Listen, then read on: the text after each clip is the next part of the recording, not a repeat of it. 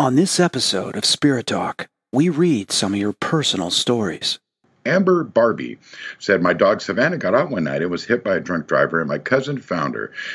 Well, she waited until I got home to take her last breath. I was laying in bed one night, and I see her spirit laying at the foot of my bed. This is the first and the last time I ever saw her spirit. There's something to this, you know. Hi, I'm Chris Fleming, the creator of Spirit Talk. You're listening to the podcast where I'll be bringing you the greatest thinkers, researchers, and contributors from around the world to discuss what we know in the field of the paranormal, life after death, and the pursuit of higher consciousness. Hello, everybody. Welcome back to this month's edition of Spirit Talk. And I have some great news. I want to thank you because Spirit Talk won the Best Paranormal Podcast for 2020 in the Higgy Pop Paranormal Awards again, 2 years in a row.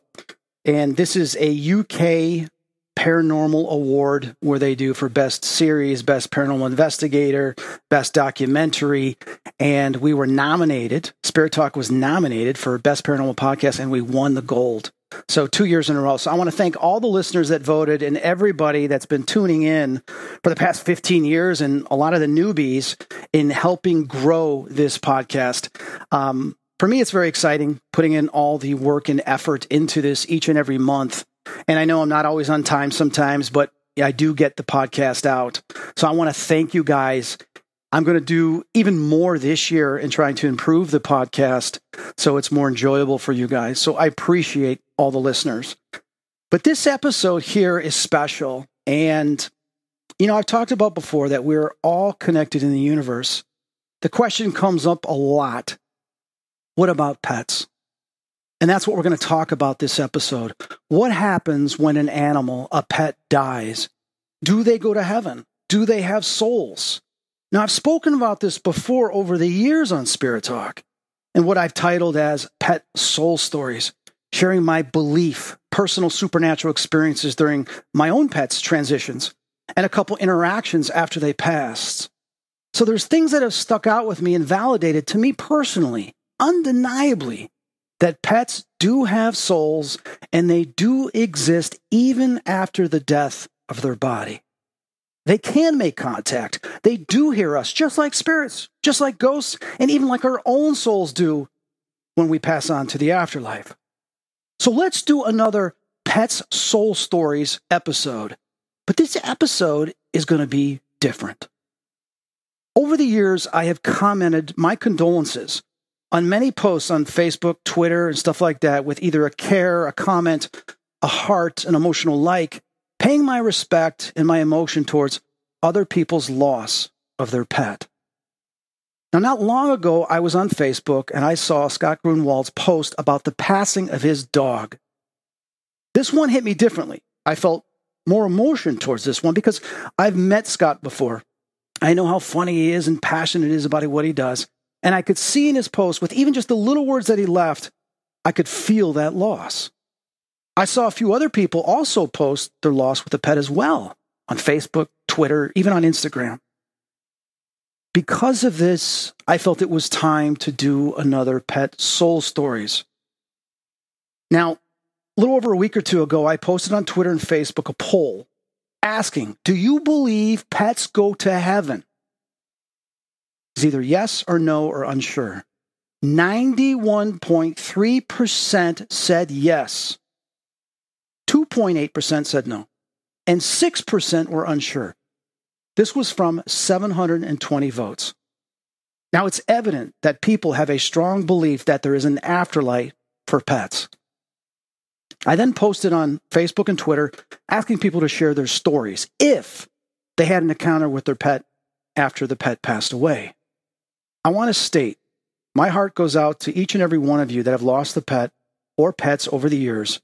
And second, I want to really appreciate how many responses I received. I stopped counting over 250, and there's well over 300 comments, emails, and messages telling your heartfelt stories. It had been the biggest response from a post that I've ever posted in the last 10 years. I was flooded, but in a good way, with your emotional experiences. So what I'm going to do is I'm going to bring on Scott Gruenwald on this episode, have him share his story, and then we're going to read some of the comments submitted that you guys wrote and responded to. We'll be right back after this. Hey guys, go to ghostoutlet.com. That is one of the websites I have that sells ghost hunting equipment. And I just want to let you know the brand new Spirit Box is out. The PSB7T has ATDD temperature detection. Also has a louder internal speaker, so you don't have to use an external speaker. Plus there's an LED flashlight on it, which is great when you're investigating around in the dark. And it's got a red display, which will show up a lot better when you're filming on your cameras. The previous one used to be blue.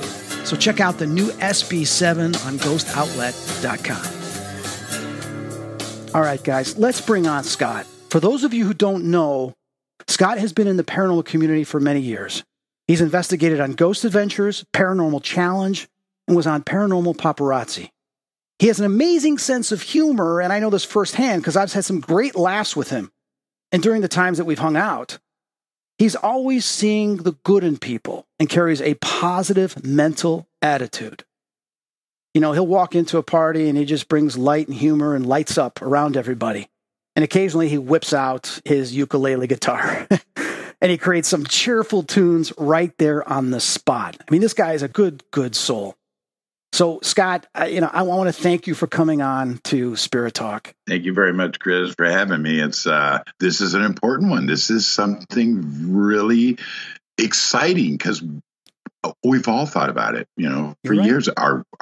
Is there heaven? If dogs don't go to heaven, I want to go where they go. You know, I mean, exactly. It's like, right? Yeah, exactly. So, how long ago was it that your dog passed away? It was 3 weeks ago. He fell off the bed and broke his back. I mean, this is an amazing little muscly creature. Might just could take a beating, being ran over by the bigger dogs, fell off the bed. And about 3 weeks ago, it was tragic, a tragic end of an amazing creature. Oh, man, I'm sorry. How old was he? 8. He was 8 years old. And what was his name? Cooper. So how did you first get him? And I think you said you had him for about 8 years. Correct. Yeah. At about 2 months old, he wandered in my garage on a Friday the 13th. And I looked at my son's birthday, also my son's 16th birthday. And I looked down and this lady was behind him saying, I can't take care of this thing. You please help me. And I go, oh, come on in, Cooper. And so that was it. And that was the beginning of your friendship. Yes. God, that's amazing. Now it's been 3 weeks. You know, I want to hear more about your relationship with your dog. But I mean, how have you been coping, mentally? Emotionally? It's a process. It's a grieving process. Yeah. And it's a very valid grieving process for us to go through this particular thing. You get anger. What could I have done? Could I have made a little ramp? Could I have done this? I could have been there. Could he not jumped off at that second? So you go through grieving and anger and all sadness and all the things you would do with a human being. But I hate to say this, but I think I've grieved more with him than I have some of the human beings that I've lost, Right. Oh, I know that feeling. Yeah. I know that feeling. And the biggest thing for you in your particular situation is don't ever feel guilty because, accidents happen and it's, you can beat yourself up trying to figure out, well, could I have done this? Could I have done that? Like you just said. And you don't want to do that. Right. You don't want to do that. So tell me but let's talk about the life with him. What was some of the things that you guys shared, you guys did? It was a roller coaster ride. When I found out that I would do these videos, just like laying in bed or whatever, and he would sit there and look he was a great straight guy, for my comedy routine. He was right there, and his looks and his side eyes, and he would just look at me like he was a camera hog that he, so we built this kind of fun thing. Also, apart from dinner time, most animals are like right on you. Dinner time is different. They're a different creature. They have their own agenda, whether they get mad or whatever they do. but they always had to be like touching you. Mine, Cooper was like that. He always, if he was sleeping, he was touching me some way. So if I moved, he'd be awake, you know. He was a great protector. Larger dogs that try to come in the yard, and he's like, no, not having it. And he weighed, 16 pounds. He's not a big guy. Yeah, he's a little guy. So absolute comedy, absolute fun. He was my inspiration for so many things. And, because I've lost a lot of animals. I'm almost 60, but this was different. This was a kinship, that was broken. So yeah, it was a great life. We had a great short life, but we had a great time together. He liked to ride in the car. I mean, he was my sidekick, See, that's what's great. I mean, I've had cats my whole life, so it's not like I can really take them in the car. They freak out. But, with the dogs, I mean, man's best friend. I mean, you guys get to go places and go on adventures and stuff. For those that, in case they're just tuning in or they may have missed it, tell us a little bit more of the type of breed or the type of dog he was. He was like a Chihuahua Dachshund mix, I guess.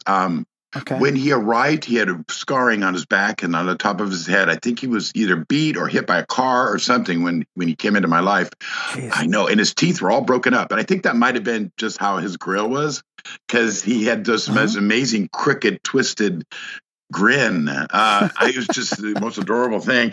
And so I brought him in to get his nails done. And they always had to put a muzzle on him because they called him a fear biter, and he looked like a little Hannibal Lecter. He was just this thing, and he would do pretty much whatever I wanted to do. He wanted to be part of it. So I'm not sure what it would breed, but there was something else other than what you would call a pet breed with this creature in my life. It understood my language. Yeah. It kind of knew without using hand signals where I needed him to be, and vice versa. He would come and take me to bed every night. It's 8:30, old man, let's go. Oh, and I bet you sang to him, didn't you, with your ukulele? There's a few Cooper songs out there. Yeah, at first he would howl. It was great. He was a great. And then he just stopped performing. He would just watch. But it's and I think there's and the connection now with the ukulele when I play it, it's like he's here. Well, tell me about that. I mean, not everybody has an experience after their pet has passed away. For some, they always wonder, or they continue to grieve. But there's there's a few, I'd say more than a few now, after doing this study and stuff, that a lot of people have had a afterlife experience with their pet, whether it's a message, whether it's a sign. What particular experience or encounter did you have?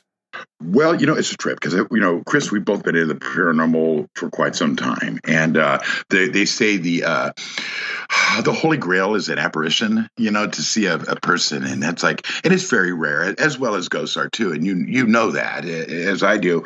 But to see Cooper, to see him, it's like, okay, how come I can't see ghosts every time I go on an investigation, but I can see Cooper running down the hallway? Wait a minute, you saw Cooper? So yes, and I'm like, okay, this is just days after, and I'm having a hard time with it because we are connected with our animals way more than we are with people.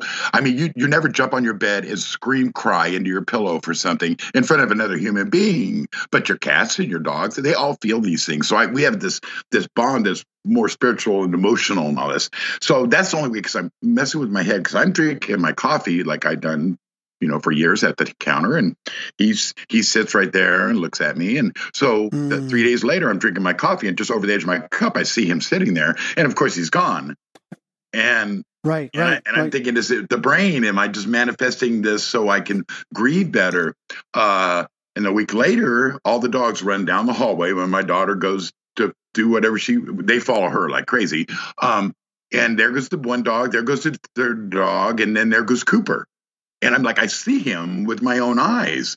Holy cow. And so I know that he's here, and I know that he's, Chris, I got to share something real quick. It's a very short story. I'll make it quick. Yeah. So at that time I had talked to, and I used to be more on the spiritual side, like spiritual team and all that, and things that you do. Yeah. And then it became more scientific. Well, I kind of went back to that in the recent weeks here, and I talked to my spiritual team, and I said, if there's any dogs lost, bring them to me. And this is so weird, Chris. In the last week, we have rehomed 2 senior pets that have walked into my garage. So that's incredible. That is something of interest. And of course, I'm talking to a lot of my people now that I haven't talked in a while about spiritual teams and chakras and all that. And I'm getting involved in all that. Yeah. And the more I do that, the more I feel not human loss, but animal loss. So by you inviting me on the show today, it's all for a reason, Chris. This all happens for a reason. Well, I told you I was strongly pulled to your story on Facebook, and I was going to interview Chip Coffey, and then I had someone else. I said, you know what, I'm going to push them back a month because I feel I need to do this podcast. And, obviously, but what you just said, so you've had 2 stray dogs or just 2 dogs walked into your garage recently, and then you're like, well, wait a minute, who are you? And you had to find homes for them. We found their homes. So one was my daughter took it up the street. We hit every door. Yep, that's our dog, Pugsy. Bring Pugsy in. The harder one was one I just posted on Facebook about a dog named Dasher. Came into my garage. We had to actually take him down and get his chip read, and had to go to a national database. And the guy said he didn't have him anymore. He had given him to his gardener, and then we couldn't find the gardener. And then my son and I walked down the street because we know there's a gardener truck about 6 blocks away that parks there. And they weren't home, but there's a house across the street with all kinds of dog stuff. That person knows the neighborhood dogs. And I went up and I knocked on the door and I said, hey, I found a dog. And she says, is it Dasher? Now, we'd already gotten the name from the National Register. And I go, oh my God, yes. So we'll bring him to me. I'll hang on to him till my best friend gets home. So, it's hard. There's millions of little fellas out there, cats, dogs, whatever, that are lost.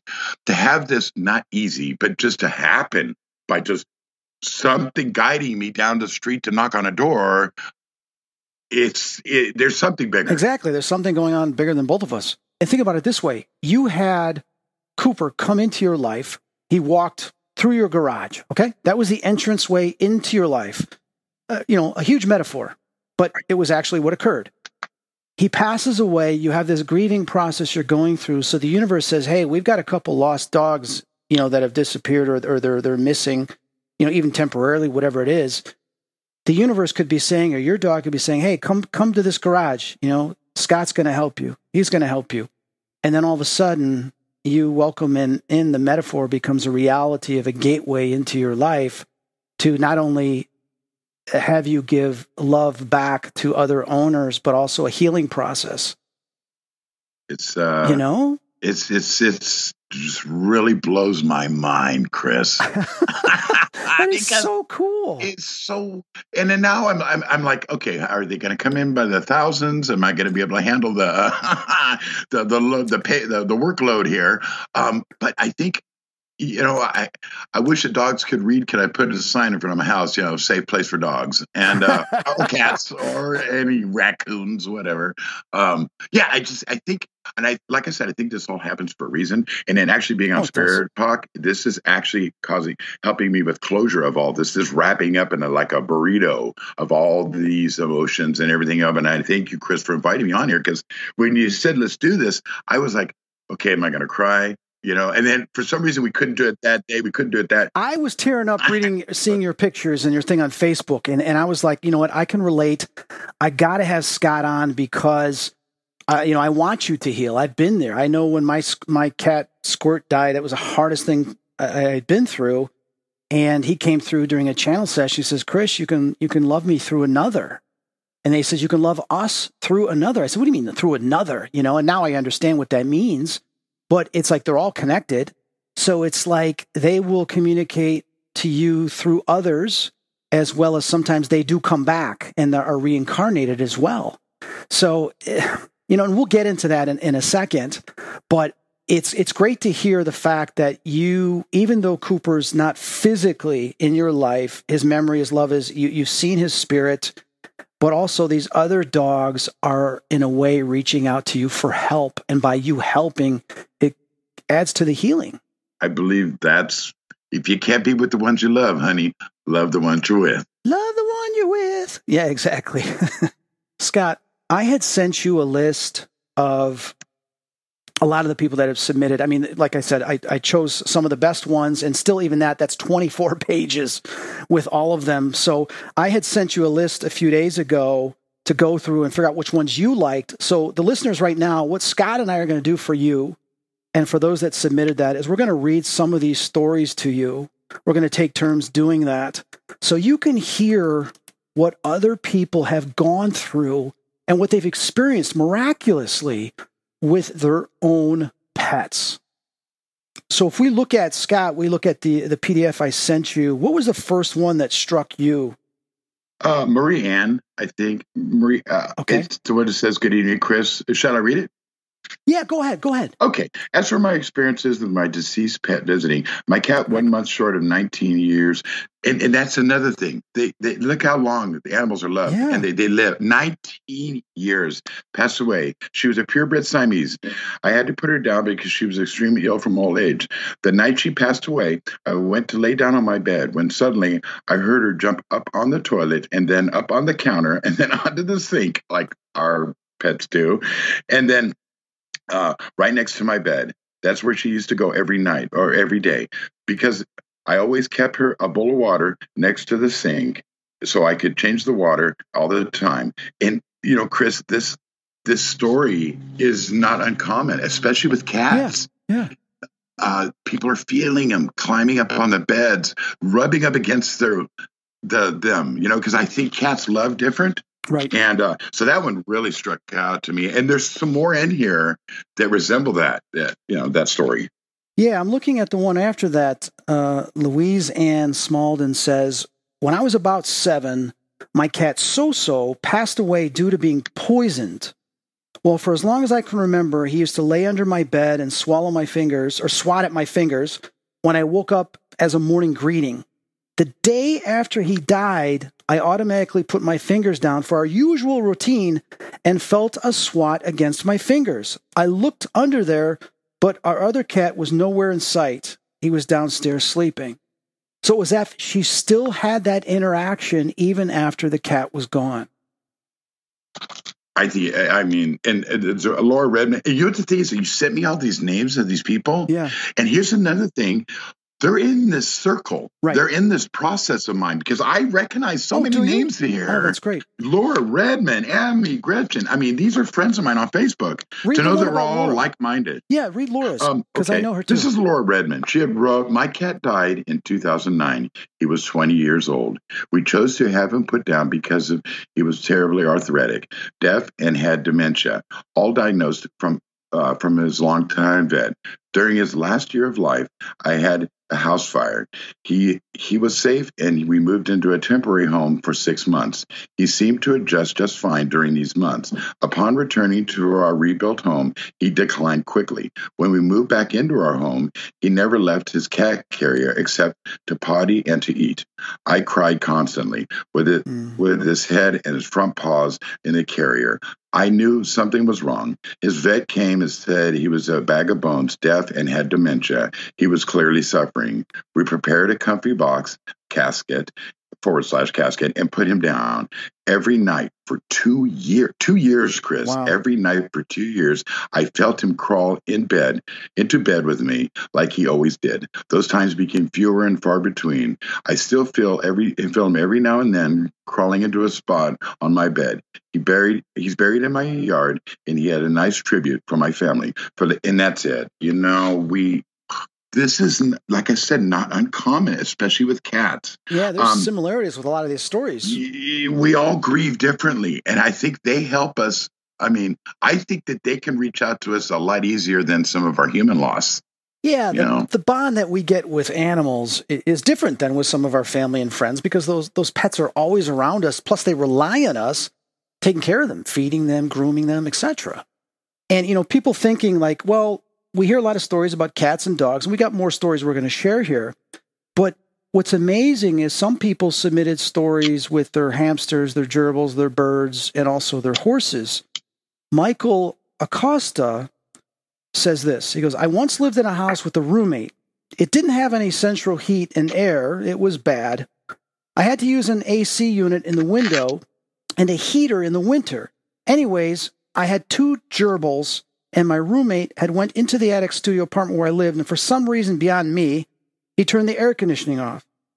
When I came home, the gerbils had died of heat exhaustion. It was awful, so awful. The night after, I buried the little guys.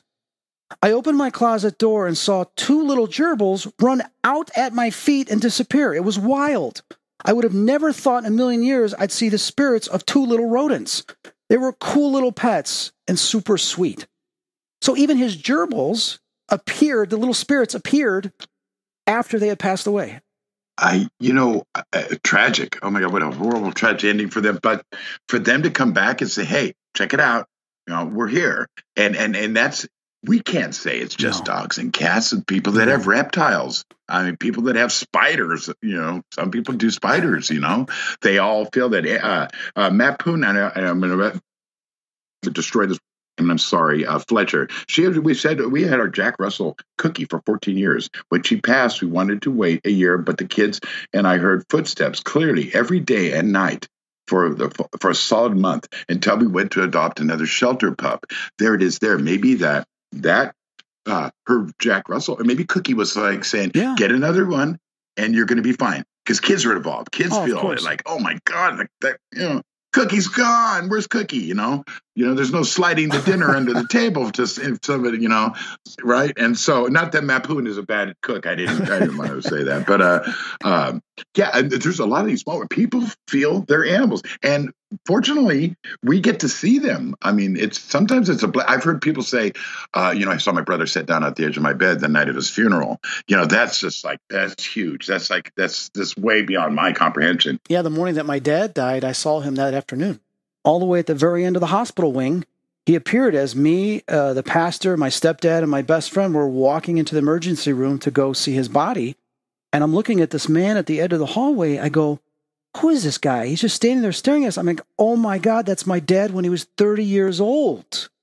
He appeared to me when he was 30 years old, which was his favorite time of life, was when he was 30 years old because he was in great shape and it was a good time for him. So he decided to appear then instead when he was overweight, unhealthy at 73. I saw your end of life videos. You guys did end of life videos. With your father. I remember those. And that was so respectful. The tears that came out of my face watching those videos was not of sadness. It was just, you were so proud of him and what he had accomplished in sports and who he was, just great athlete. And you did him good, man. You did him good. We hadn't talked off and on for years, and I think there was about a 5-year period there we didn't talk. But when I got the call, he had the stroke and heart attack, I went directly to the hospital because I didn't want that regret of losing him and not speaking to him before he passed. And we spent 5 wonderful years, even though he was semi-paralyzed, we spent 5 wonderful years every single week talking and spending time together. So I decided, of course, to document some of it, So it was amazing. So even your loved ones, pets reach out, but sometimes people don't. Like this one here, I'm looking at Jen Wackel, Mystic Lover 1111. She says that we physically heard our cat meowing in the bedroom, and our dog heard it too, and started digging and barking in the corner when the sound was coming, where the sound was coming from. I ran outside to see if another cat was outside meowing, but there wasn't any. So I came back in and I could still hear it. Now, this is interesting to me because there's a lot of other stories like that where people have heard their cats meowing even after they've passed, like speaking out to them. Now, I had that happen to me with Tigger. Tigger was 17 years old. He was blind. He was barely able to walk. He was failing. So I had to put him to sleep because he was just, in a way, suffering. It was time. That's okay. It was time. So it was that Saturday morning I put him to sleep. Sunday at like 1:30 in the morning, I went upstairs, and for some reason I forgot I had put him to sleep because I was so used to always going upstairs and checking on him. And I went upstairs, I'm going to go check on Tigger. And then I realized, oh my God, I just put him to sleep the day before. So I broke down crying on the stairs. And I just was bawling. And he was a cat that I had to take a lot of care of because, for 2.5 years, he couldn't walk too well and he was pissing all over the house. So I was always cleaning up after him. But I said, you know what, Tigger, you got to give me a sign that you're okay. You got to give me a sign because I'm struggling here. So I went into my meditation room. I sat down. I said, you owe me. I've taken such wonderful care of you your entire life. Give me a sign that you are okay. And then all of a sudden, I started hearing him meow down the hallway from the stairs from what he used to be. I jumped up and raced over there, and I'm panicking, going, because he meowed longer than he normally did. Usually he'd go mew, mew, but now I heard this mew, mew, mew, mew, mew, mew, mew, mew, mew, mew. So I raced over there going, Tigger, are you okay? And then a voice says, Chris, you asked him to give you a sign that he's okay. So he did an extended version. Don't freak out that there's something wrong. And then, I felt this overwhelming sense of peace because he acknowledged me from the afterlife. These stories, there's so many resources on Amazon for these kind of things. Lynn Reagan, I hope I just said her name right, had done a book called Signs of from the Pets in the Afterlife, and that's a good one. That's on Amazon, and there's so many resources. But people hear their animal, call out to them. You are part of a huge community, and there's a lot. I'm reading. This woman had Brenda had a handsome canary named Mango, who had a wonderful singing voice. And when he passed, I would continue to hear him for a few weeks. A year later, I was in the bathroom and a feather was falling down. He never flew anywhere. Just like your father was looking the best he could look when he's coming back. So did Mango. I'm a flying bird now. Guess what? Right. And the feather being a sign. That story there, it obviously it affected you like it affected me. I remember a story, my friend Steve Smith wrote an article when I did my magazine back in the 90s of someone driving the car, almost got in a car accident, and then it felt like the car was picked up or put back in position instead of sliding off the road, and then they saw a feather that landed right on the car, so they believed it was an angel that had done that. When I read what Brenda said, obviously the bird was giving a sign, with the feather that, hey, I'm free. Yeah. I've flown off. I'm free. That's so cool. And that's just beautiful. It's so cool. That is beautiful. It is so beautiful. I'm going to read this one here. Amanda, she says, just after my pet passed, what does this one say? Hang on. Oh, I think just after my cat passed, I felt something jump on the bed. And just after my guinea pig, Snowy, passed, I'd get up at 5 a.m. to go to work, and I'd hear a squeak. He always did that when he heard me coming down the stairs. So you've had birds that have been singing, cats that are meowing, but then you also have a guinea pig that's squeaking even after the afterlife to let the person know that, hey, I'm not dead. I'm still alive. I still exist, but I'm in a different form. I'm in a different spiritual form. That's amazing. Guinea pigs, anything of the... Did you have a guinea pig? No, I did not. I had hamsters. I was a teddy bear hamster fan, I think, as a kid. Oh, wow. Just a big fat ones, too. And they have a shorter life.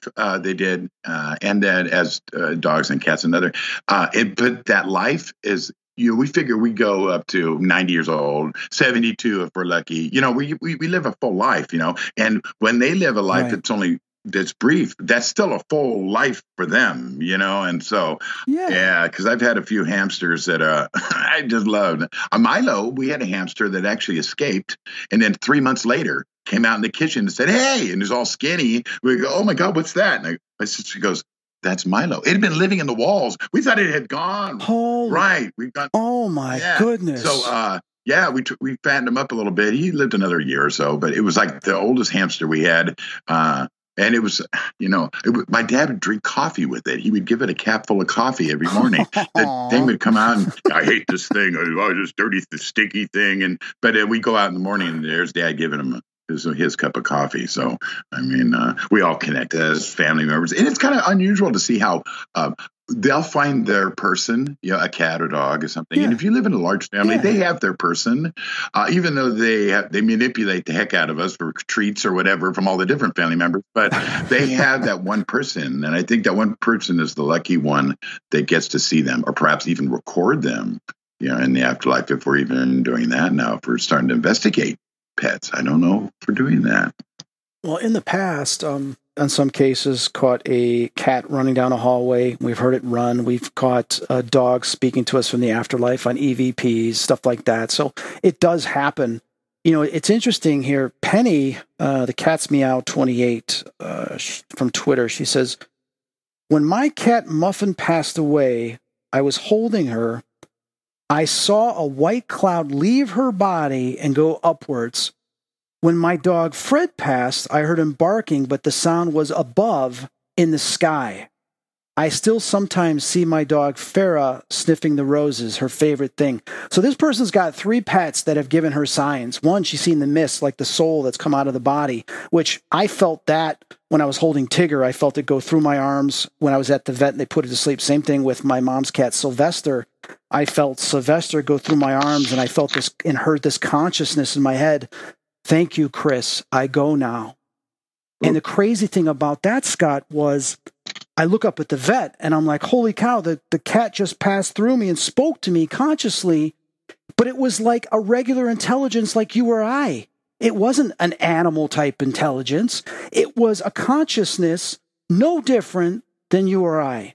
So what I learned, Scott, from that and other experiences, and even communicating with my cat Squirt on the other side after he passed away, was that pets are a part of the collective consciousness no different than us. It's just they have chosen to take this form of an animal, which we tend to in society look down and say, well, it's just an animal.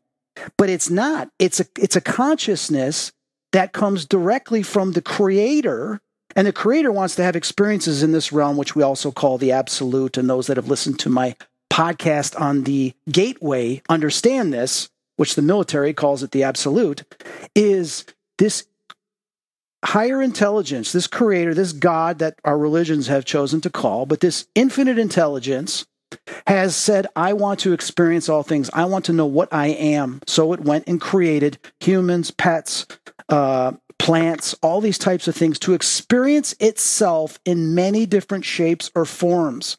But when those forms cease to exist, that energy, that consciousness goes back to the Creator, but maintains its individual personality. So these animals are us, basically, are a part of us, but they have their own individual personality. And they can be created again, whether it's on the other side as a soul, continuing to live, or coming back and having a reincarnation as another pet, you know, to continue its adventure as a soul and spirit. I mean, that's, to me, is phenomenal. That just blew my mind. Because it really does make sense. We're made in the eyes of our Creator. In the image of our eyes of our Creator. So I can't look at a sloth or a animal that I've never had contact with and say, that's not the image of my Creator, because it is. Because our Creator is so... Who created it? Right. Our Creator has so many colors and facets and amazing things. And I'm waving my arms around while I'm saying this. And so any living creature, you know, it not only does it have rights, you know, to be on this plane. An individual personality. It has individual personality. Yeah. You see an ant act different than other ants. They got birth. But it's the Creator. Yeah, but it's the Creator having that individual experience through a multitude of possibilities in this plane, interacting with all these other facets of itself that have their own individual personalities. And that is the only way that for infinite intelligence to experience all things simultaneously. That is so quantum. I know. Right. But it's proven by science. Everything's connected. Right. Oh, love it. I was reading also, and you see a lot of things. Jeez, what are you doing, Hammer? I was reading another one. We see a lot of ones where people are seeing their animals in their bed.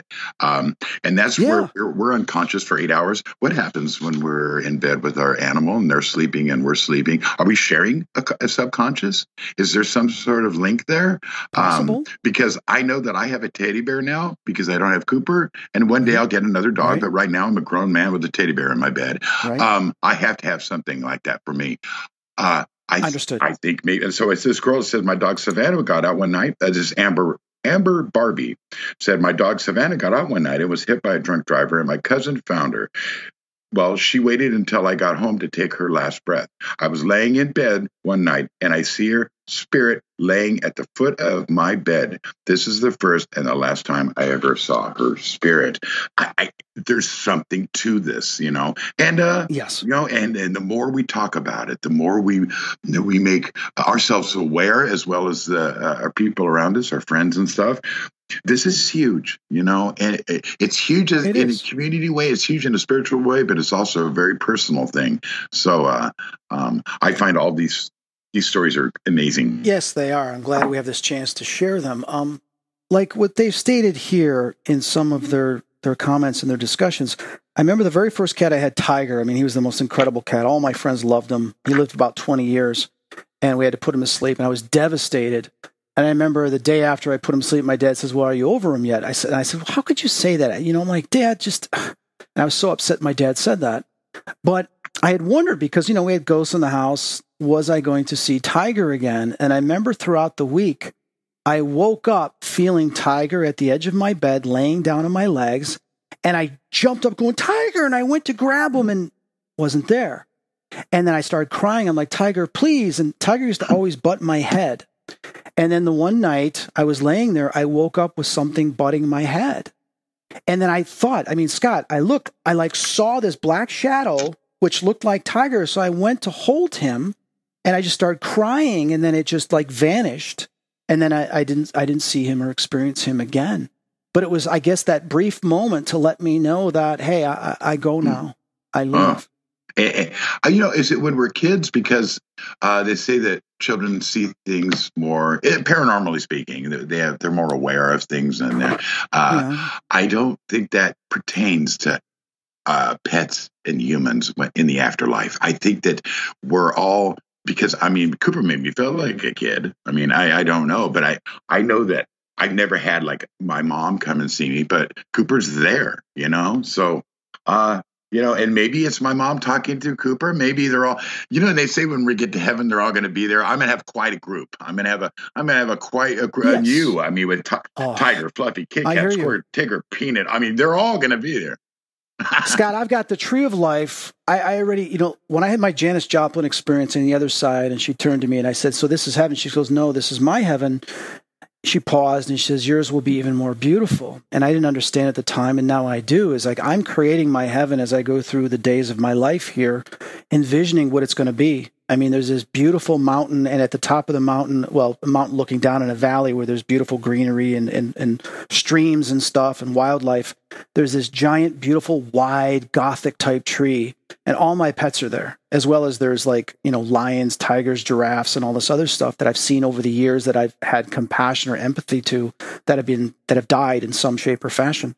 And to me, that's my heaven, where they're all going to be, and they say, if you had faith the size of a mustard seed, you could move this mountain from here to here, or you could lift this tree and throw it in the ocean. What that means is that faith and belief in the afterlife and in the Creator, you can create your own realm in heaven, which are many mansions.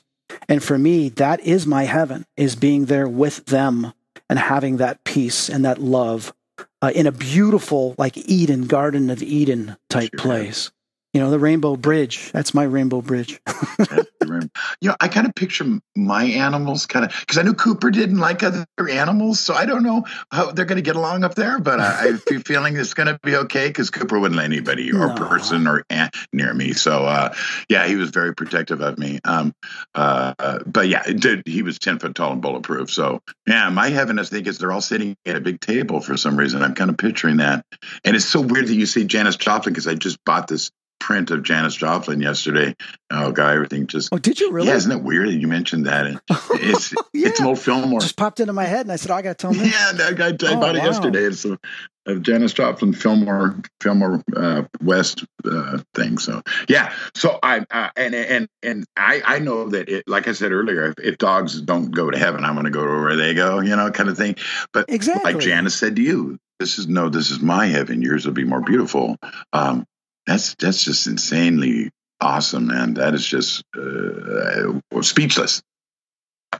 A lot of people, besides, feeling something on the edge of the bed or hearing voices and stuff, They've had dreams with their pets, because we know dreams, spirits can come to us through messages in the dream state, which is the astral state, when the soul is out of the body, separated from the body, and it's in between. We've got Missy, Miss Johnson, 22, said, after losing my baby of 11 years, he came to me in my dreams to say goodbye. As soon as I saw him, I knew he was gone in real life, so I made the most of my time I had with him. And I told him how much I loved him. He was so happy, in a good place. This was very comforting for me. And then you got Julie Wilson says, my dog Annie, I was beside myself when she had to be put to sleep, and I ran out of the room and it bothered me for years that I left her, that I left that room, and that I could not stay. But 4 years later, I fell asleep, and one afternoon I had a dream. She was sitting in front of me, and I could smell her and feel her fur again.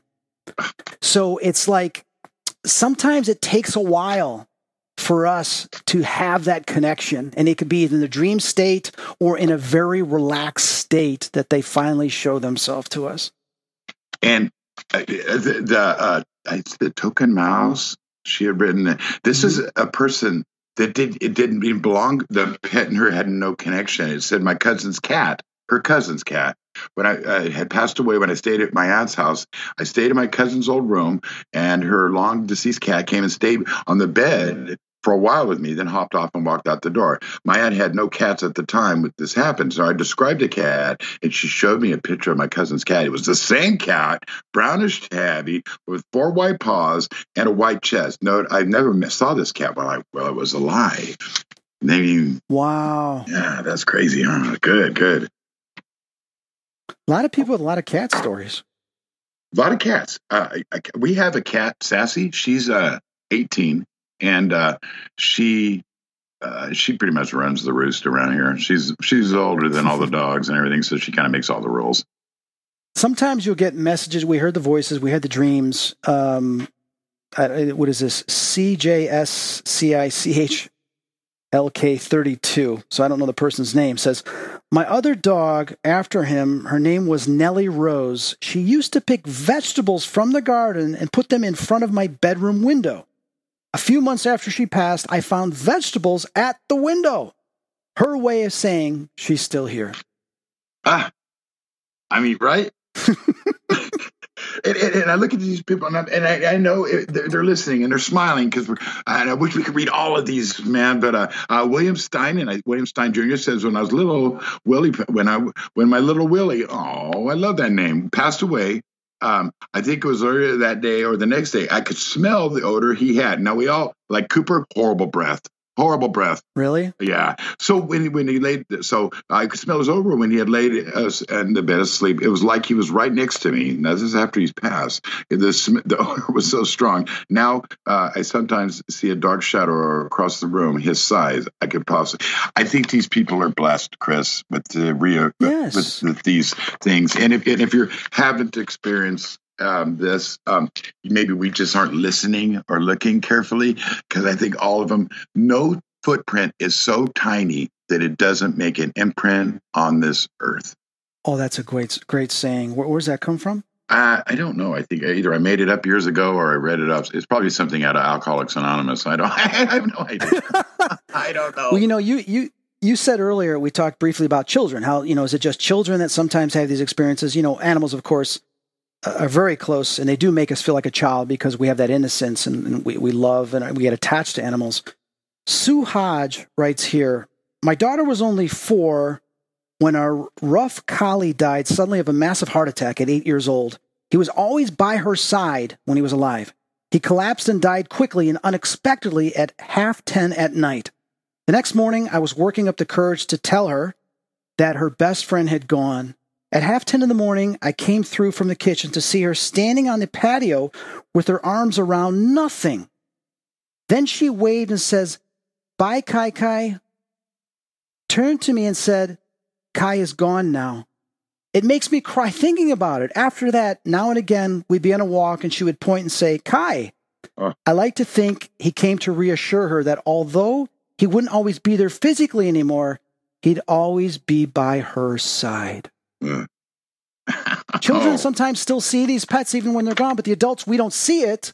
Right. But because of their innocence, they can see into that, outside that visual spectrum, into the spirit realm. we talk about kids having imaginary friends or sitting in the closet talking to somebody, and it's borderline terrifying when you hear those stories. Right. But to see a girl with her arms reached around something that we can't see and say "Kai Kai," kids don't make stories up like that. Kids don't have it in them to make up a story like that. I mean, that is incredible. Jennifer Williams had written also. She said, a few days after Christmas in 2017, I had to put my sweet Cisco to sleep. She was with me for 19 years. A few days after she was buried, I saw her in the kitchen looking right at me with that look that everything's going to be okay. You know, she always did that when I cried. And we do cry. Aww. You know, Chris, when we cry, they're there. Like I've done hard cries, like we talked about. I cries into my pillow, just so upset about something, and I look up, and Cooper, alive, is sitting there, or one of our other animals. You know, they like, my person's hurting. So to look in those eyes, like everything's going to be okay. You know that look. That's amazing. You know, Scott, there's times. I mean, I've got 3 cats right now, and you know, Squirt had said to me, "You can love us through another." And then after Tigger died, I said, I can't have any more pets. And then obviously, my girlfriend at the time, we were at the end of our relationship.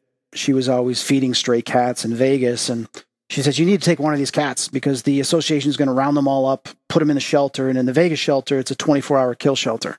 So the next day, they're put to death. So she grabbed one of them. She says, you need to come take this cat. And so I flew out there and I took him, which I'm glad I did. His name's Noir. He's been with me now 14 years. He's amazing. Nicest cat.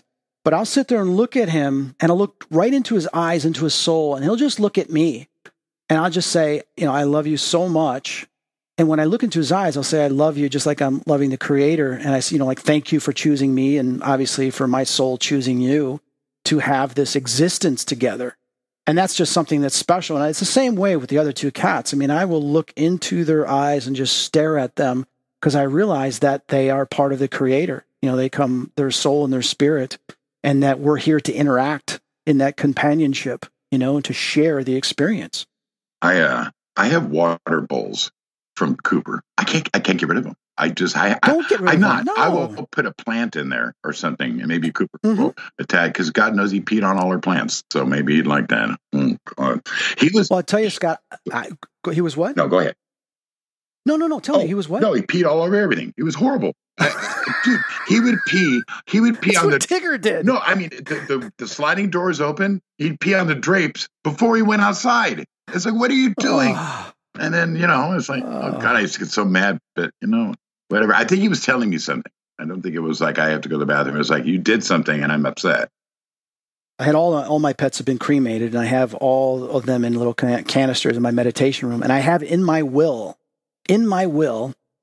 that when I die, they're going to be buried with me. No, I want to be buried, because I want, you and everybody else to come visit me and do EVP sessions at my grave. Right. We will. Oh, okay. So people say how bad, because I know when people pass, and then people investigate them. There's like, wow, you're doing this way too soon, but people like Lorraine Warren, yourself, me, people that are in the paranormal, I count on it. You better be there. Yeah. I mean, if you're not, and who cares what Facebook or whatever says about it, I want to be heard. I've got that attention thing, center of the... like Zach and everybody else, I said, when you guys are filming, I'm going to come through in the spirit box. I'm coming through. I'm coming through, but it's like I told my mom's like, why do you want to have, your dad's cremated, your pets are cremated. Why do you want to be buried? I said, I want to be buried and have a tombstone. My dad can be buried next to me. You can be buried next to me. My pets can be buried. And then people who come visit and take pictures, I can scare the heck out of them. When they're there, I'm like, boom. Or just meow at your recorder. Well, yeah, you know what I mean. It's that sentimental thing, but, obviously to leave something behind. I'm looking at Mike Sears, and I know Mike Sears. Years ago, I investigated with him before, and he wrote this really interesting experience. He goes, Chris, here is an experience I had with my cat. I was serving in the United States Air Force and was deployed in the Middle East during Operation Desert Storm. I was asleep and having a dream of the house of my childhood. I was in the front yard and sitting on the stone steps my dad had built. As I sat there, pets that I once owned and loved started to come around me. I was so happy to see all of them. I was hugging and petting each one and excited to be reunited with all of them. Then I noticed something across the yard. My cat. His name was Tucker and was a gray tiger shorthair. I was surprised to see him there. He was still alive when I left the States to go to war. But my cat walked up to me and was happy to see me also. I hugged him and broke down in tears. I spoke out loud in the dream saying, "Why are you here? Are you dead too?" I woke up from the dream with tears running down my face. I got out of my cot, grabbed some paper and pen to write a letter home. I wrote to my parents telling them about the dream I had and asked if my cat was alive and okay. A month had gone by, and I received a letter from my parents. My mom had written back stating she was amazed to read about the dream. She said that my cat had died the day prior to the day of my dream. They didn't want to tell me till I got home from the war so I wouldn't be upset from the news. A pet's love had traveled thousands of miles across the world to let his owner know that he had passed and will be there waiting for him. So, Chris, I truly believe our pets have souls and will be there waiting for us on the other side. I have had experiences of other pets appear as apparitions also. What an incredible story. I know, Mike. And for him to, those are words from, I mean, he's kind of a big old, guy, and he's kind of tough. And I love to hear that side of Mike. And I think dreams are kind of a gateway. Maybe that we have a couple, Jenny F said, I had a dream soon after we put Reggie down, 13-year-old, on September of 2017. It was so real in my dream. A party was happening in my home. I didn't recognize anyone except for one who had died many years ago. Then I saw Reggie. He was running around the room. I woke up crying, but to see him happy, to just see him again, as well as, yes. And Jen and Sam Waco wrote, I get mostly dream visits, but a few physical contacts. One of my dogs who suddenly tragically passed, I could feel him come up to me while I was laying down and sniff my face, and I could hear him walking across the floor to his water bowl and drinking. This subconscious, when we're asleep, when we're relaxed, when they contact us, and hopefully when I'm sad and when I'm upset or if I'm very happy, I will get those kind of visits as well. I believe they are definitely I hate to say a tool, but some sort of connection to the other side. It makes me feel like I'm getting older and I'm not as afraid of death as I was when I was younger because I have Cooper and I have people waiting for me, and it's going to be okay. It is, and for some people out there might be saying, well, I haven't really had an experience, or just, sometimes they'll be like, maybe it's just my imagination. I mean, an example of that could be borderline for some people. Gina Cerna Pike says, I had to put my dash hound Stubby down a few years ago. The night she was put down, out of the corner of my eye, I saw her walking down the hall and go into my bedroom. I was so happy to see her. Now, Scott, sometimes some people will think they see that, or they will see it, and it's actually there, but then maybe it's just my imagination. But in most cases, it's not. It's actually that little message, that little passing by of something that is reaching out to them because it's so close to when the transition occurred, when the person had passed away or the animal had passed away. Mothers have mother instinct. My kid fell down somewhere. Yep. I know my kid fell down. Yep. He's hurt. What's going on? Let me call the husband. Let me call my significant other. Say, check on little Chris. He's fallen down again. Mothers do that. Do we have that connection now, being male? I mean, I know that we could be a great mother as well, but with our animals, and I know a lot of guys that don't believe in the paranormal and now that they have these experiences. They have the cremation on the mantle. They love their animals so much. And I've had them ask me, hey, do you think, Bonzo is, hanging out? And I'm like, absolutely, man. Yeah, of course he's here. It's, earlier in the year, I found a rabbit's nest in front of my house. So I actually became like a protector and I started feeding them. And, next thing you know, I had 7, 8 rabbits in my yard that I was feeding all the time. Now I think I'm down to 3. But obviously I was really upset when some of them disappeared and I realized that they were gone. And the mama rabbit that used to come all the time and then she never came back again, which I realized something happened to her. But then, Scott, I started seeing things race around my house, like animals, like little animal spirits. And even my cat, Noelle, would stop and go after something. and then look like, where'd it go? Because it went through the wall or it went through the door. And I'm like, holy cow, I think the rabbits, believe it or not, that they're now in the house. Some of the spirits are around because it's happening too consistently. When I've had people go, what the hell was that? They're like, wait a minute, your cat's over here, but I just saw something like an animal race across. I go, it could be the rabbit spirits. Whether it is or isn't, the one thing that I've said is also to the animals that I feed outside, the birds, the rabbits, I said, hey, if you guys pass away, which you're all going to do, sometimes sooner than later, and sometimes later, you're more than welcome into my home, into my Eden on the other side, to my tree. You're welcome to that part of heaven so that when I die, you're all there. That's the type of heaven that I want, and that's the one I'm creating. So for people out there listening, it's like, don't give up. And I understand you miss them, but one day you are going to see them again. And that makes people feel really comfortable with the other side. Chris, when you walk up to your tree when it's time, you might pass a old man sitting in a lawn chair on the path. Just give me a high five and go to your beautiful place, bro. You got it. But you're more than welcome. And, we're winding down to the end. There's still so many more stories, but, Scott and I just don't have the time to go through all of them. And so I want to thank everybody for, taking the time to write these stories. And for those of you that are listening, you could go to my Twitter or my Facebook and you can read some of them because that's where we pulled them from. Scott, I want to share this last thing and feel free to comment as I go through this, but it's kind of my way to summarize everything up, is I've come to learn that we are all connected. Do pets have souls? Yes. Do they feel for us like we do, even after death? Yes. So all things go to this collective consciousness. Remember, I told my story, I believe it was on the Gateway podcast, where the Creator had said during my conscious experience, he says, I am consciousness. I am you, you are me, and together we are. I am the Alpha and the Omega, and you are everything in between. Well, that everything in between is you, me, all the animals, and all the parts of creation, is everything in between that existence. It all goes back to the Creator, the Absolute.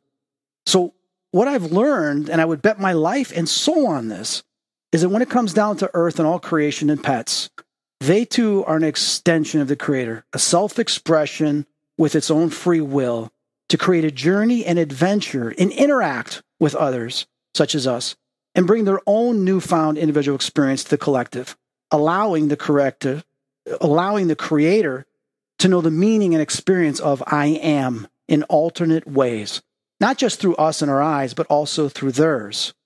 When we hold an animal and we look into the eyes of our pet, when we pet it, when we hug it, when we kiss its forehead, when we feed it, and the pet looks up at us, rubs up against us, calls out for us, wags its tail in excitement, or lays down right next to us, that is the Creator, experiencing companionship, displaying and receiving love with us. We are a part of that pet. We come from the same source, and we go back to the same source. So nowadays, like I said earlier, when I pet or hug my cats, I look in their eyes and I say, I love you.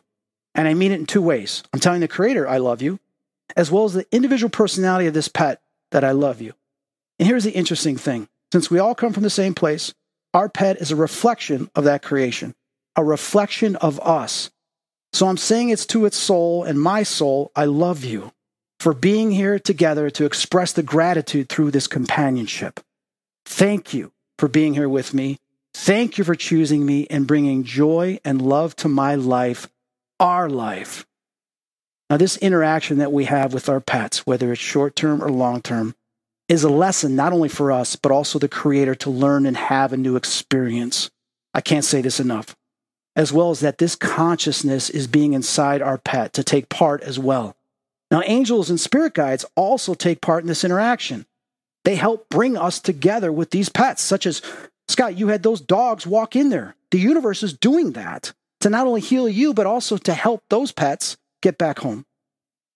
Many of my readings that I've done over the years when I've seen my clients, sometimes their pets or their loved ones come through on the other side, showing that the pets are there, saying, hey, don't worry, your pet's here or this pet's here, waiting for us, but also enjoying the company of our relatives.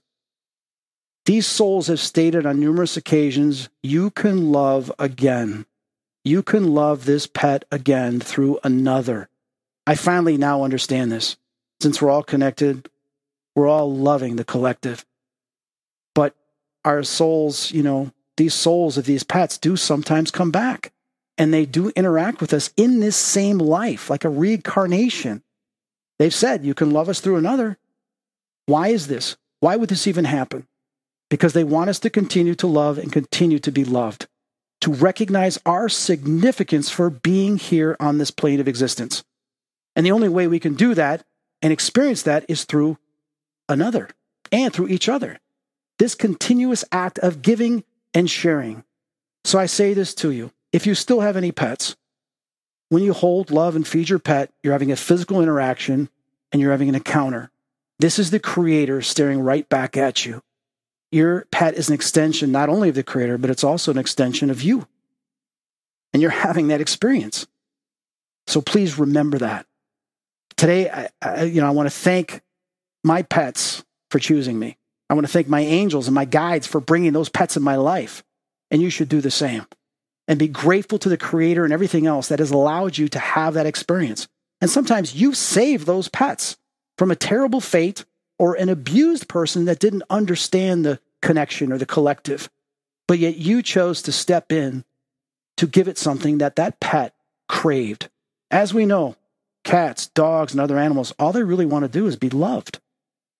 And everybody out there, even though you may have a loss that one day you can love again, give that love that you're missing right now to another pet.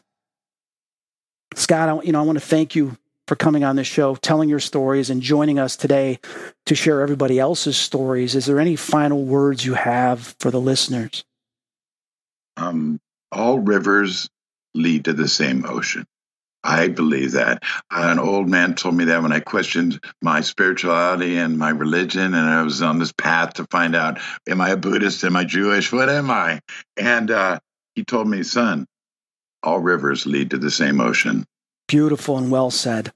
For everybody listening, I hope that this podcast brings you answers, healing for the loss of your pet, but also awareness to the potential that you still have to continue to love another or appreciate even more of the pets that you currently have in your life now. When you're ready, you're ready. Now remember to subscribe to Spirit Talk on iTunes, YouTube, Planet Paranormal, and please share this podcast on your social media. Comment on the posts when I post these podcasts on my Twitter, which is Chris Fleming 91, and my Facebook, which is Chris Fleming 91, and Chris Fleming Official when these podcasts go out. Scott, what is your social media that people can contact you and follow you on? I'm on Twitter, okay. Scott Gruenwald, just like it spells, sounds like however you spell it. Really, I use Twitter a lot, but if you just want to get on Facebook and message me and want to talk about your pets, I would really appreciate that. So also Scott Gruenwald on Facebook. Thank you so much, Scott. Thank you for everything you're doing, and thank you for sharing your love and your attention to animals as well. I appreciate it. Thank you, Chris. This was Chris Fleming and Scott Gruenwald. Thank you for sharing your stories with us, and thank you for listening to this month's edition of Spirit Talk. I'll see you next episode.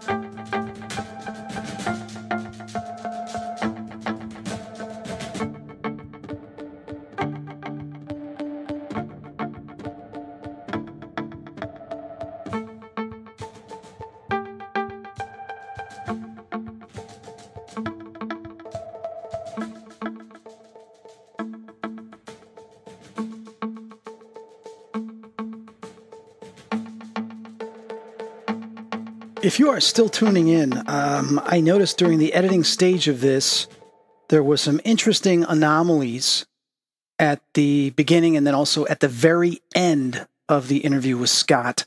I want to play the one that stood out the most at the very end. I want you guys to hear this. Really appreciate that. So also Scott Gruenwald on Facebook. Maybe it's just me, but right there it sounded like a dog barking. But then I also heard this. Now play them back to back. I don't know. Maybe it's just an imperfection or disturbance during the call. But as you guys know that have been listening to Spirit Talk for many years, there's been EVPs that have shown up a lot during many of the interviews. And also there was a harmonic tone in the beginning of this podcast that sounds like he loves you. This was when Scott first came on. He was talking about Cooper getting run over by the bigger dogs. While I was listening, I heard a harmonic tone of singing and analyzed it. Might just kid take a beating, being ran over by the bigger dogs, fell off the bed. Listen to it again in the exact spot. A beating, being ran over by the bigger. In the frequency, which sounds like from a great distance, it says, he loves you. A beating, being ran over by the bigger. A beating, being ran over by the bigger. A beating, being ran over by the bigger. Having analyzed EVP for about 40 years now, we know about these harmonic tones that come from a great distance. It almost sounds like a choir singing in the background. Very faint, but it's there. That is the guides or the angels saying and letting Scott know that Cooper is calling from a distance saying, I love you. Such a beautiful message during a wonderful opportunity time. And that's the thing is sometimes you will get these messages from your pets when you least expect it in various ways. I think they knew I would recognize it because I'm always listening to this audio and that I would hear it and be able to deliver this message to Scott, which I texted him right after I heard this and let him know. God bless our pets. Amen.